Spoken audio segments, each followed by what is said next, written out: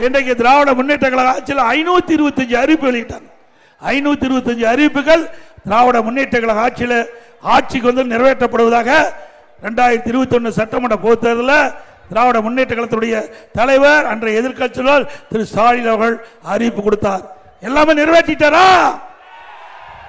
எப்பொழுது பார்த்தாலும் பேசுகிறார். 98% திமுக அறிவிப்பு நிறைவேற்றப்பட்டதாக ஒரு பொய்யான செய்தியை வெளிப்படுத்திட்டு இருக்கிறார் திரு ஸ்டாலின் அவர்களே. முக்கியமான பல திட்டங்கள் இன்னைக்கு 100 நாள் வேலை திட்டம் 150 நாளா உயர்த்துறாங்களாமா? உயர்த்தல. அது பணி புரிகின்ற ஊழியர்களுக்கு சம்பளம் உயர்வுனாங்க, கொடுத்தாங்களா? அதே போல மாதந்தோறும் கேஸ் சிலிண்டருக்கு 100 ரூபாய் மானியம் கொடுத்தாங்களா? நம்முடைய இளைஞர்கள் கல்விக்காக வங்கியில் வாங்கிய கடன் ரத்து பண்ணாங்களா? பெட்ரோல் டீசல் குறைக்கிறாங்களா? குறைச்சாங்களா?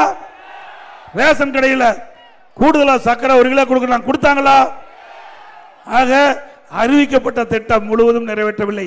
ஒரு 10% அறிவிப்புகள் தான் நிறைவேற்றப்பட்டிருக்கிறது என்பதை இந்த நேரத்தில் எண்ணி பார்க்க வேண்டும். திராவிட முன்னேற்ற கழக ஆட்சி வந்த பிறகு விண்ணை முட்டுகின்ற அளவுக்கு உணவுப் பொருளுடைய விலை உயர்ந்து போச்சு.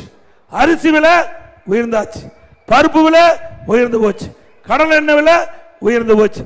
இப்படி நம்முடைய உணவுக்காக உணவுப் பொருள் அத்தனையும் இன்னைக்கு விலை உயர்ந்திருக்குது. இதை தடுப்பதற்கு இந்த அரசாங்கம் எந்த நடவடிக்கை எடுக்கல.